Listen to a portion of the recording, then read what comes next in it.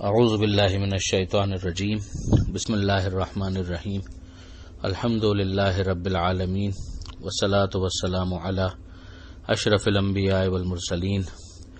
واہل بیتہ الطیبین الطاہرین المعصومین، اما بعد۔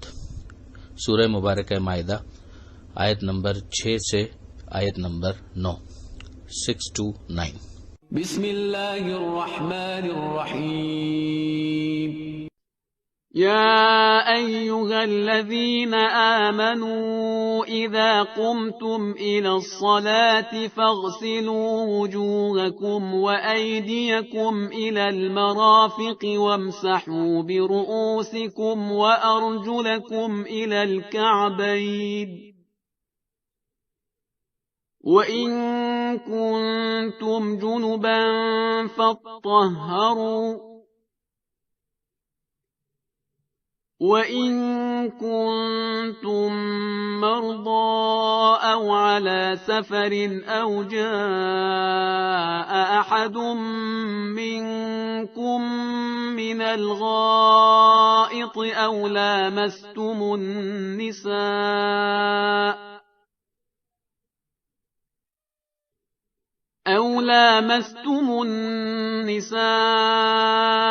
فلم تجدوا ماء فتيمموا صعيدا طيبا فامسحوا بوجوهكم وأيديكم منه، ما يريد الله ليجعل عليكم من حرج ولكن يريد ليطهركم وليتم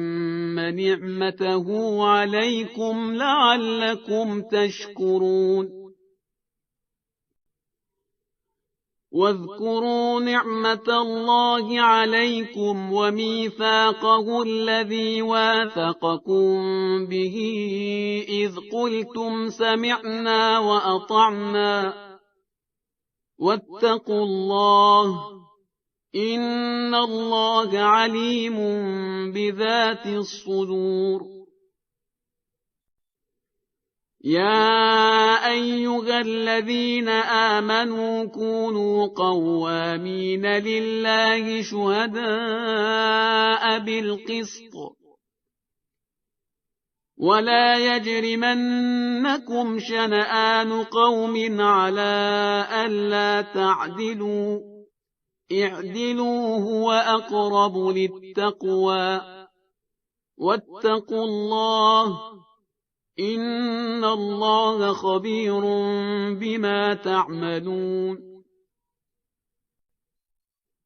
وعد الله الذين آمنوا وعملوا الصالحات لهم مغفرة وأجر عظيم۔ پہلی آیت جو ہمارے پیش نظر ہے اس میں پروردگار عالم نے وضو، غسل اور تیمم ان تینوں موضوعات پر مختصراً گفتگو فرمائی ہے۔ ارشاد ہوتا ہے کہ یا ایھا الذین آمنو، اے ایمان لانے والوں، اذا قمتم الی الصلاۃ، جب تم نماز کے لیے کھڑے ہونے لگو، فاغسلوا وجوہکم وایدیکم الی المرافق، تو چہروں کو دھو اور ہاتھوں کو دھو لو۔ یہ بھی ظاہر ہے کہ وضو کے اندر یہ دو بہت اہم چیزیں کہ جو واجبات میں شمار ہوتی ہیں کہ چہرے کو بھی دھونا ہے اور ہاتھوں کو بھی دھونا ہے۔ چہرے کو دھوتے ہوئے بس اجمال پر اکتفا کیا گیا، یہ نہیں بتایا گیا کہ کہاں سے کہاں تک دھونا ہے، مگر ظاہر ہے کہ انسان فطرتاً اگر اپنے آپ کو دیکھتا ہے تو چہرے کی حدود اس کے لیے معین ہے کہ پیشانی کے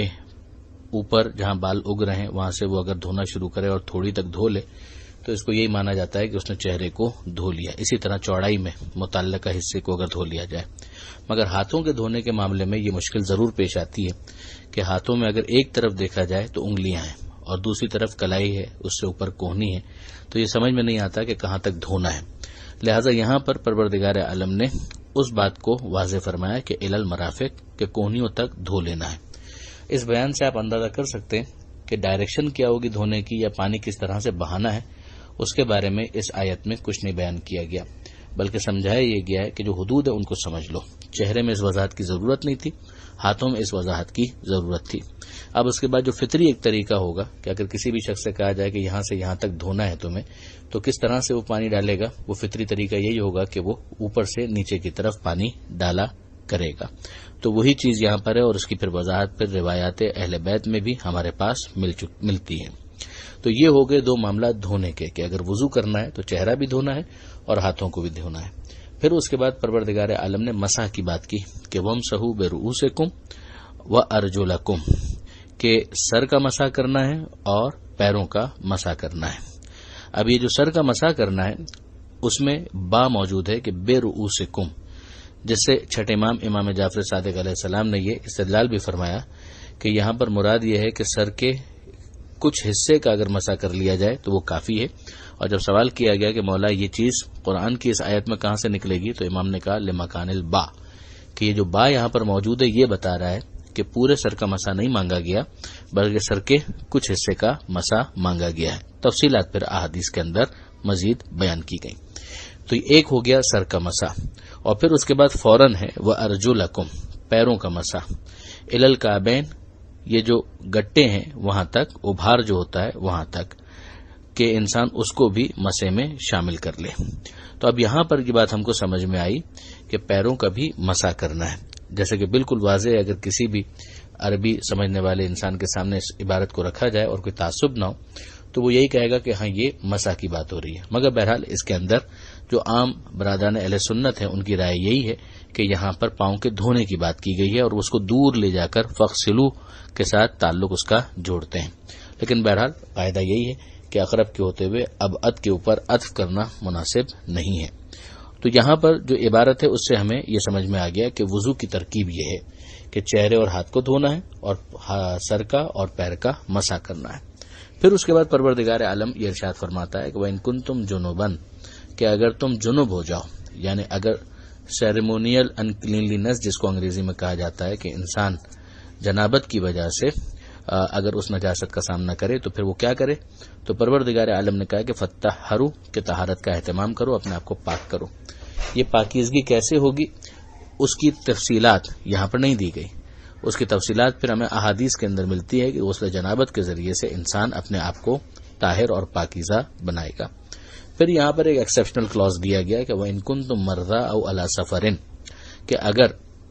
تم میں کوئی مریض ہے یا وہ سفر کی حالت میں ہے، او جاء احد منکم من الغائط، اور یا وہ واش روم سے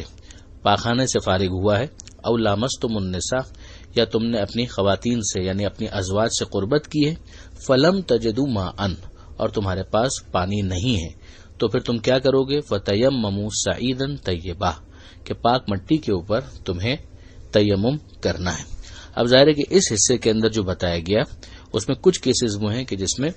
وضو کے بدلے انسان تیمم کرے گا، اور کچھ کیسز وہ ہیں کہ جس میں انسان غسل کے بدلے تیمم کرے گا۔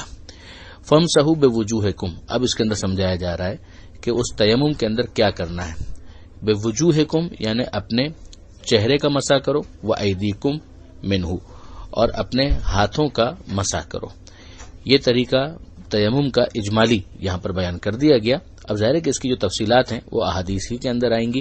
کہ جس کے ذریعے سے پھر فقہ مرتب ہوتی ہے۔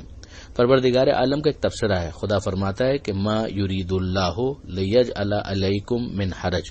کہ اللہ تمہارے لیے حرج نہیں چاہتا کہ تمہیں خواہ خواہ پریشان کیا جائے اور مشکلات میں ڈالا جائے، مگر ایک لاپرواہی ہے وہ بھی نہیں ہونی چاہیے۔ خدا یہ چاہتا ہے ولیکن یرید لیطہرکم، کہ تمہیں پاکیزگی عطا کرے، تمہیں طہارت عطا کرے، وَلِيُتِمَّ نِعْمَتَهُ عَلَيْكُمْ، اور تم پر اپنی نعمتوں کو تمام کرے یعنی ان کو کنٹینیو کرے، لَعَلَّكُمْ تَشْكُرُونَ، شاید تم شکر گزار بن جاؤ۔ اس کے بعد جو آیت ہے آیت نمبر 7، اس میں پروردگار عالم یہ ارشاد فرماتا ہے کہ وَاذْكُرُوا نِعْمَتَ اللَّهِ عَلَيْكُمْ، اللہ کی نعمت کو یاد کرو، وَمِيثَاقَهُ الَّذِي وَاثَقَكُم بِهِ، اور اس وعدے کو یاد کرو جو وعدہ تم سے اس نے لیا ہے، جب تم نے یہ کہا سمعنا وَأَطَعْنَا، کہ ہم نے سنا اور ہم اطاعت کریں گے۔ فطری طور پر انسان پروردگار عالم کی طرف مائل ہوتا ہے، اپنے خالق کی طرف مائل ہوتا ہے، وہ فطری عہد ہے اور وعدہ ہے۔ اسی کو جب نبی کی نبوت کو قبول کر کے دین میں شامل ہونے کا اعلان ہو جائے تو پھر ظاہر ہے کہ یہ وعدہ ایک اور انداز سے ہمارے سامنے آ جاتا ہے۔ پھر خارج میں پیغمبر اکرم کے ہاتھ پر اگر بیعت کرنے کا موقع مل جائے تو یہ اور زیادہ نمایاں ہو جاتا ہے کہ اب میں اطاعت کا وعدہ کرتا ہوں. تو فطری وعدہ ہو، دین میں داخل ہونے کی وجہ سے وعدہ ہو، عہد و پیمان ہو جو پروردگار سے کیا گیا ہے، پھر اس کی پاسداری بہرحال ضروری ہے. تو فوراً کہا گیا کہ واتقوا اللہ، اللہ کے غضب سے بچو، یعنی اللہ کا تقوی اختیار کرو، اللہ کے غضب سے اپنے آپ کو بچاؤ. ان اللہ علیم بذات الصدور، یقیناً اللہ سینوں میں موجود جو خیالات ہیں، جو احساسات ہیں، ان سے اچھی طرح سے واقف ہے. اگلی آیت، آیت نمبر 8، اس میں پروردگار عالم نے ارشاد فرمایا کہ اے ایمان لانے والوں، کونوا قوامین للہ شہداء بالقسط، تم اللہ کے عائد کردہ فرائض کی تکمیل کے ذمہ دار اور عدل و انصاف کے ساتھ گواہ رہو. یہ جو عدل و انصاف کے ساتھ قیام کرنے کی بات ہے، جو کئی مقامات پر ہم اس سے پہلے بھی دیکھ چکے ہیں، سورہ نساء میں بھی ہم نے پڑھا، سورہ آل عمران میں بھی ہم نے پڑھا، یہ پروردگار عالم کی ایک بہت اہم تعلیم ہے کہ اسلام عدل و انصاف چاہتا ہے، ظلم نہیں چاہتا. تا ان حد کہ ایون اپنے دشمنوں کے ساتھ بھی، جو فوراً بلا فاصلہ بات آ رہی ہے کہ وَلَا يَجْرِمَنَّكُمْ شَنَآنُ قَوْمٍ عَلَىٰ أَن لَا تَعْدِلُوا،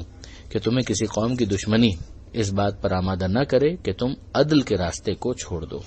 اے دلو، عدل اختیار کرو، ہوا اقرب للتقوی، وہی تقوی سے قریب تر ہے. واتقوا اللہ، اللہ کا تقوی اختیار کرو، اللہ کے غضب سے بچو. ان اللہ خبیر بما تعملون، اللہ خبر رکھتا ہے جو تم عمل انجام دیتے ہو. یہیں سے ہمیں سمجھ میں آتا ہے کہ مسلمانوں کا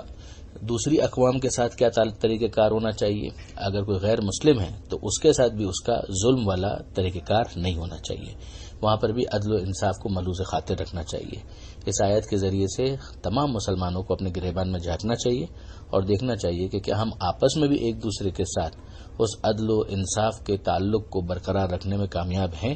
یا فقط بدگمانی کی وجہ سے، بدزنی کی وجہ سے، جھوٹے پروپیگنڈے کی وجہ سے ایک دوسرے کی گردن مارنے کے لیے تیار ہو جاتے ہیں، جبکہ اسلام غیر مسلموں کے ساتھ، غیروں کے ساتھ، دشمنوں کے ساتھ بھی عدل و انصاف کی تعلیم دیتا ہے. اور اگر اس کا خیال نہ رکھا جائے تو اپنے غضب کے حوالے سے متوجہ کرتا ہے کہ اللہ کا تقوی اختیار کرو، یعنی اللہ کے غضب سے اپنے آپ کو بچاؤ. جو آخری آیت اس صفحے پر ہمیں نظر آ رہی ہے، آیت نمبر 9، اس میں پروردگار فرماتا ہے کہ وعد اللہ الذین آمنوا وعملوا الصالحات، کہ اللہ کا وعدہ ہے ان لوگوں سے جو ایمان لائے، وعملوا الصالحات، اور جنہوں نے اچھے اعمال انجام دیے، لہم مغفرۃ واجر عظیم، ان کے لیے مغفرت بھی ہے اور اجر عظیم بھی ہے. کہ یہ جو صاحبان ایمان ہیں یہ معصوم نہیں ہو گئے. ظاہر ہے کہ یہ کبھی غلطیاں کر سکتے ہیں، کبھی لغزش ہو سکتی ہے، لیکن اگر یہ اعمال صالحہ کرتے رہے تو پھر اگر ان کی کوئی غلطیاں، لغزشیں ہیں تو پروردگار ان کی پردہ پوشی کرے گا، ان کی مغفرت کرے گا، اور جو اچھے اعمال انہوں نے انجام دیے ہیں ان کا اجر عظیم ان کا منتظر ہے. جو اگلی آیت ہے اس میں ایک سائملٹینیس کانٹراسٹ ہے، مگر وہ اگلے صفحے پر، تو انشاءاللہ اس پر کل بات ہوگی. پروردگار عالم سے دعا ہے مالک قرآن مجید سمجھنے اور اس پر عمل کرنے کی توفیق عطا فرما. وارث قرآن امام زمانہ کے ظہور میں تعجیل فرما. وآخر دعوانا ان الحمد للہ رب العالمین، والسلام علیکم ورحمۃ اللہ وبرکاتہ.